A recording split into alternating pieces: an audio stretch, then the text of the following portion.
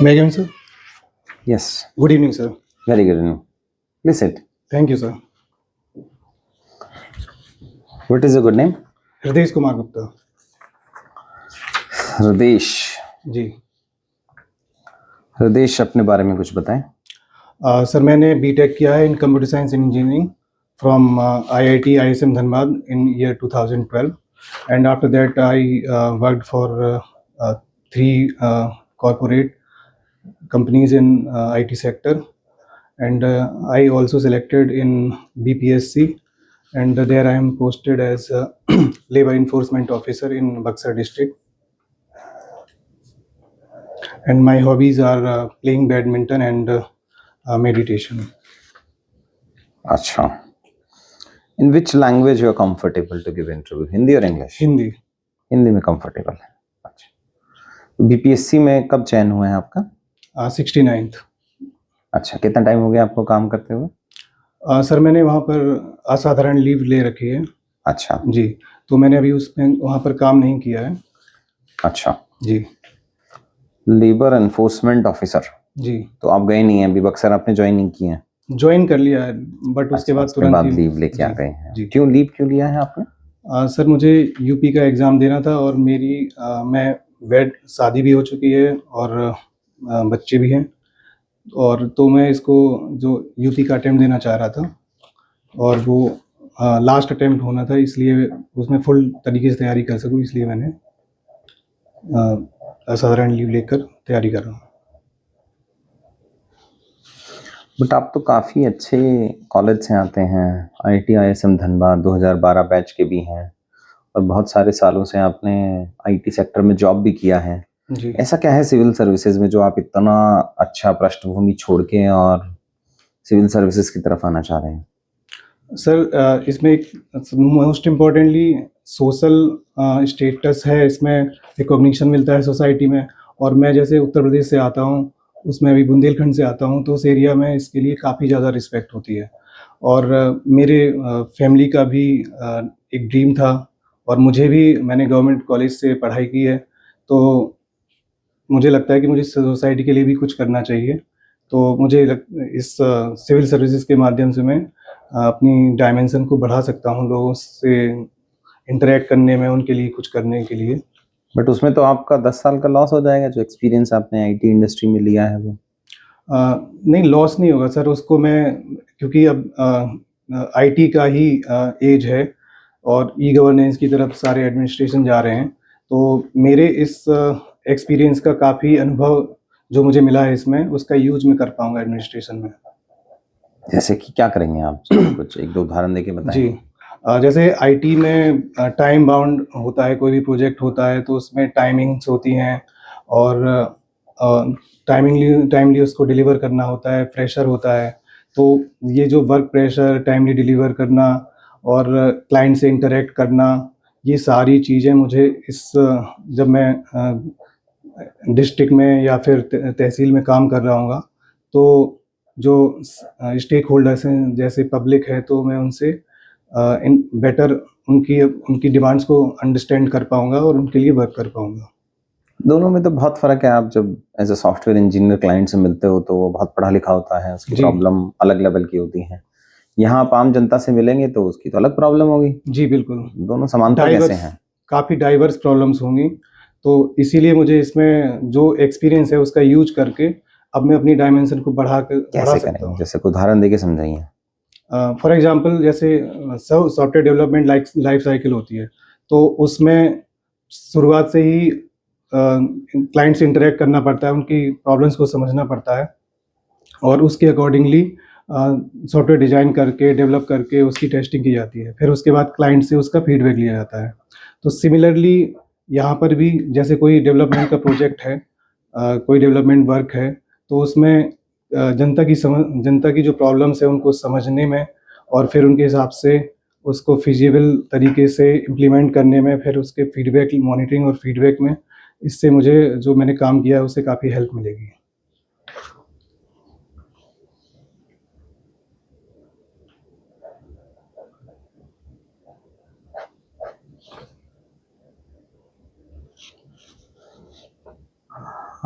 AI के बारे में आपको काफी कुछ पता होगा, आप आईटी इंडस्ट्री से ही जी। आते हैं। जी। आपको क्या लगता है कि इंडिया एआई की रेस में पीछे रह गया? पीछे नहीं है, इंडिया में भी थर्ड नंबर पे हम लोग अभी चल रहे हैं इनोवेशंस के हिसाब से भी।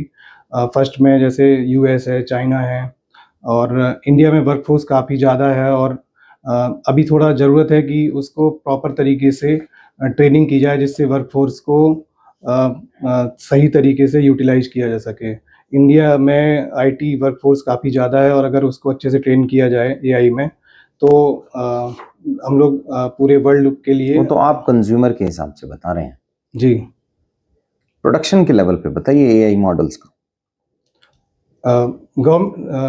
वैसे यूएस ने काफ़ी काम किया है इस पे। इंडिया का कोई अभी वैसा एआई मॉडल नहीं है जो वर्ल्ड लेवल पर चल रहा हो, लेकिन इसके लिए गवर्नमेंट काफ़ी स्टेप्स ले रही है, जिसमें एआई कोर्स एक लॉन्च किया है, और centre of excellence for AI भी गवर्नमेंट ने स्टार्ट किया है। तो आने वाले कुछ समय में इंडिया भी काफ़ी अच्छा वर्क कर रहा होगा इसमें, और हमारी जो पॉपुलेशन है वो काफ़ी हद तक इसमें इससे पहले से ही एक्सपीरियंस्ड है वर्कफोर्स। अभी रिसेंटली हमने देखा था कि कुछ जो इंडिया के जितने भी मेन आईटी, आप पानी पीना चाहें तो पी सकते जी, हैं। Thank you sir.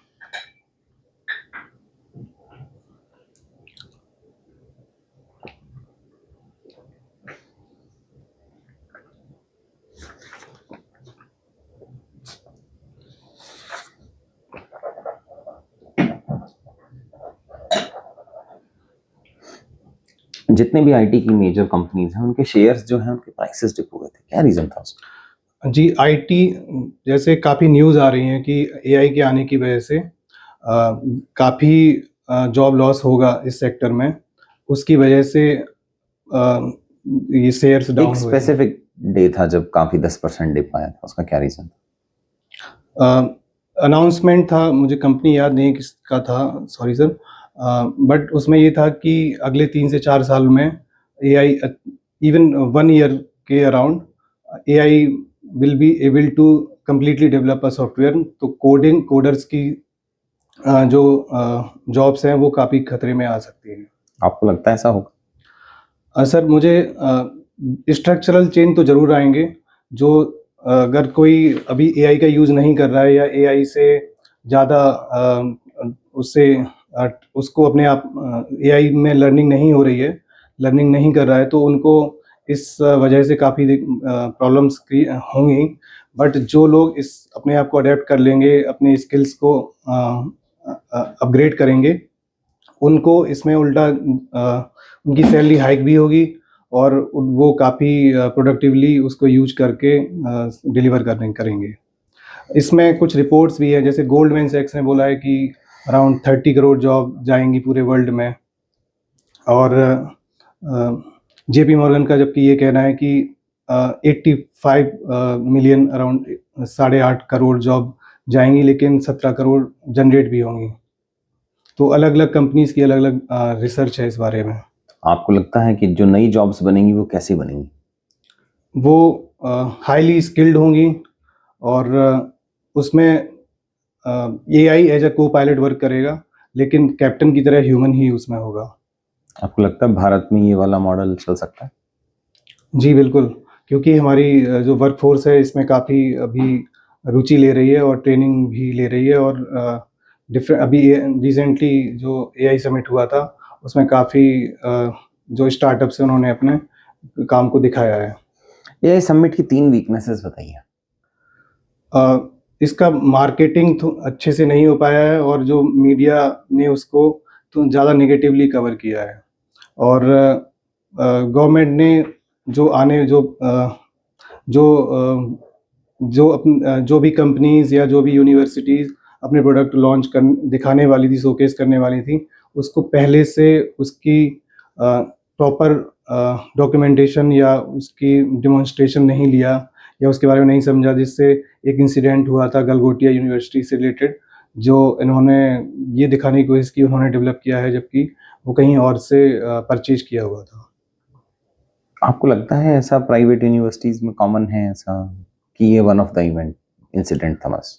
जी, कुछ लूप गवर्नमेंट से फंडिंग के लिए कुछ प्राइवेट यूनिवर्सिटीज ऐसे कदम उठाती हैं कि नंबर ऑफ पेटेंट्स बढ़ाने के लिए, फिर उससे नंबर ऑफ स्टूडेंट्स का इनरोलमेंट अपने कॉलेज में कराने के लिए ये सारे कदम कुछ कम यूनिवर्सिटीज उठाती हैं। अगर ये पब्लिक नॉलेज है तो उन यूनिवर्सिटीज को बंद क्यों नहीं करने देती सरकार? अब क्योंकि गवर्नमेंट इंस्टीट्यूशंस अभी उतने लेवल पर नहीं है, तो बंद करना एक अच्छा सॉल्यूशन नहीं है, लेकिन रेगुलेशन और मॉनिटरिंग उनकी बढ़ानी चाहिए, जिससे वो सही तरीके से वर्क कर सकें और प्रोडक्टिवली लोगों को एम्प्लॉयमेंट में मदद कर सकें।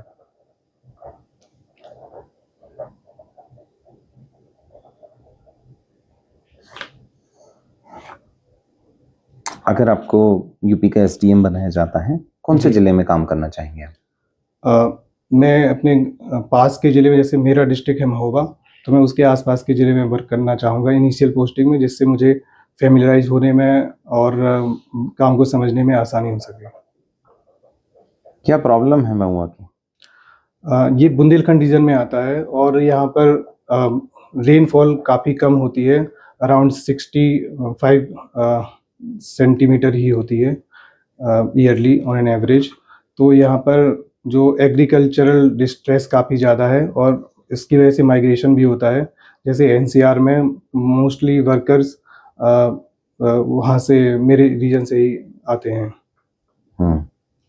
और वहाँ पर सेक्स रेशियो भी अच्छा नहीं है, महिलाएं कम होती हैं, क्योंकि सन मेटा प्रेफरेंस वाला जो कॉन्सेप्ट है वो वहाँ पर काफ़ी फिट होता है।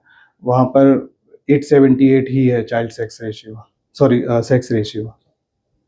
और यूपी का एवरेज सेक्स रेशियो कितना है? 912 2011 के सेंसस के अकॉर्डिंग। और national average? National 934। National average? Sir I am not sure, मैं भूल रहा हूँ, सॉरी सर। ओके, ये आपका यूपी का लास्ट अटेम्प्ट है आप जो बता रहे हैं? हाँ, मैंने 2025 का भी दे रहा हूँ, तो उसका मार्च में होने वाला है, तो ये मेरा उसके बाद फाइनल अटेम्प्ट हो जाएगा। इसका रिजल्ट का इंतजार करते करते ये भी आ गया, तो मैंने इस प्रोसेस में भी इन्वॉल्व हो गया। मान लीजिए आपका सिलेक्शन नहीं होता है, तो जी। आपका अल्टरनेट प्लान क्या है? सर मैं बिहार में ऑलरेडी सिलेक्टेड हूँ, फिर वहाँ ज्वाइन कर लूँगा। तो आप आईटी में ही क्यों नहीं रहे? उसका तो पोटेंशियल आपने बताया बहुत अच्छा है। जी, आईटी का बहुत अच्छा पोटेंशियल है, लेकिन मैं अपनी डाइवर्सिफाई करना चाहता हूँ, अपने सोसाइटी से कनेक्ट होना चाहता हूँ, और आईटी में वो अपॉर्चुनिटीज़ थोड़ी कम होती हैं। वो जनरली सिमिलर टाइप के ही प्रोजेक्ट होते हैं। पैसे के हिसाब से बिल्कुल आईटी सेक्टर मुझे ज़्यादा अपॉर्चुनिटीज़ देगा, बट जैसे मैं रूरल बैकग्राउंड से आता हूँ और सोसाइटी के लिए कुछ करना चाहता हूँ, तो इसमें मुझे ज़्यादा अपॉर्चुनिटीज़ मिलेंगी। बट ऐसा अगर सारे ही इंजीनियर सोच के जाएंगे तो इंडिया में एआई रिवॉल्यूशन कैसे आएगा? जी, सारे नहीं, कुछ ही लोगों का जैसा जिसका बैकग्राउंड होता है और डाइवर्स व्यूज़ होते हैं, उसके अकॉर्डिंग लोग अपना करियर पाथ चुनते हैं। तो करियर के हिसाब से आईटी बिल्कुल से अच्छा है, कोई प्रॉब्लम नहीं है। और लेकिन मेरी जो और भी जो चीज़ें हैं, जैसे सोसाइटी को के लिए कुछ करना, सोशल प्रेस्टीज और फैमिली के ड्रीम, उसके हिसाब से मैंने इस पर करियर पाथ, इसको सिविल सर्विस को चुना है। अच्छा, ये बताइए कौन से ऐसे 2 सेक्टर हैं जिन पे आप काम करना चाहेंगे as a civil servant? Health और एजुकेशन में मैं ज़्यादा सा काम करना चाहूँगा, क्योंकि उत्तर प्रदेश में इसकी काफ़ी इश्यूज़, प्रॉब्लम्स भी हैं। जैसे मैं गाँव से भी बिलॉन्ग करता हूँ, तो मेरे गाँव में प्राइमरी हेल्थ केयर सेंटर मैंने बहुत ही कम देखा है कि वहाँ पर कोई जा पा रहा है और वहाँ पे कोई सर्विसेज प्रोवाइड की जा रही हैं। वैसे अभी काफ़ी इम्प्रूवमेंट हुआ है, लेकिन इस डायरेक्शन में अभी बहुत कुछ करने की आवश्यकता है। और एजुकेशन में भी उत्तर प्रदेश इंडिया के एवरेज से काफ़ी पीछे है, और अगर हम उसको सही से लोगों की स्किलिंग करेंगे, एजुकेशन करेंगे, तो उत्तर प्रदेश के डेमोग्राफिक डिविडेंड को भी प्रॉपर्ली यूटिलाइज किया जा सकता है। आप जो कह रहे हैं कि उत्तर प्रदेश जो है हेल्थ पैरामीटर्स में काफ़ी पीछे है, कोई 1-2 पैरामीटर बताइए जो उत्तर प्रदेश अच्छा नहीं कर रहा? वहाँ पर प्राइमरी हेल्थ केयर सेंटर काफ़ी जगह अवेलेबिलिटी नहीं है डॉक्टर्स की। इवन मुझे लगता है 2/3 2/3 जो प्राइमरी हेल्थ केयर सेंटर है वहाँ पे डॉक्टर्स की प्रॉपर अवेलेबिलिटी नहीं है। डॉक्टर्स भी रूरल पोस्टिंग्स को अवॉइड करते हैं, तो इस कारण से रूरल एरियाज़ में हेल्थ केयर सेक्टर काफ़ी पिछड़ा हुआ है।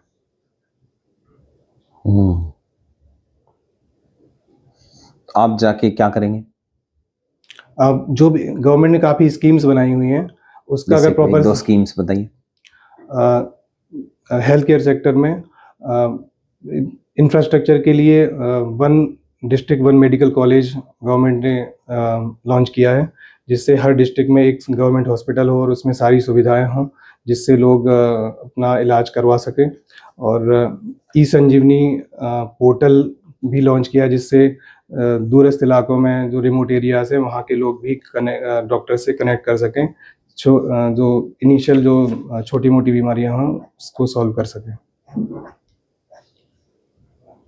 और एजुकेशन में भी इंफ्रास्ट्रक्चर के लिए स्कीम्स लॉन्च की गई हैं, जैसे ऑपरेशन कायाकल्प, जिससे इंफ्रास्ट्रक्चर का उसमें डेवलपमेंट की बात कही गई और उसके लिए फंडिंग की गई है।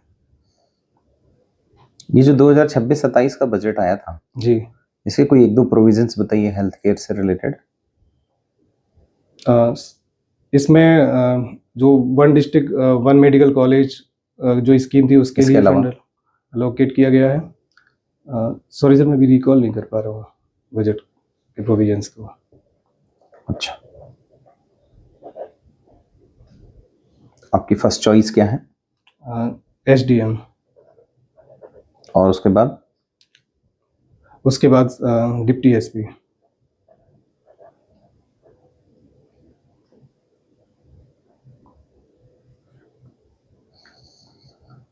मान लीजिए महाकुंभ जैसा एक प्रोग्राम हो रहा है, जी आप DSP के तौर पे वहाँ पे पोस्टेड हैं जी और IT का बैकग्राउंड भी है आपका, जी। तो कोई एक ऐसा यूनिक सॉल्यूशंस बताइए, ताकि आपने सुना होगा कि इस बार महाकुंभ में कुछ अनफॉर्चुनेट इंसिडेंट हो गए थे, जी, कैसे उनको कम करेंगे आप?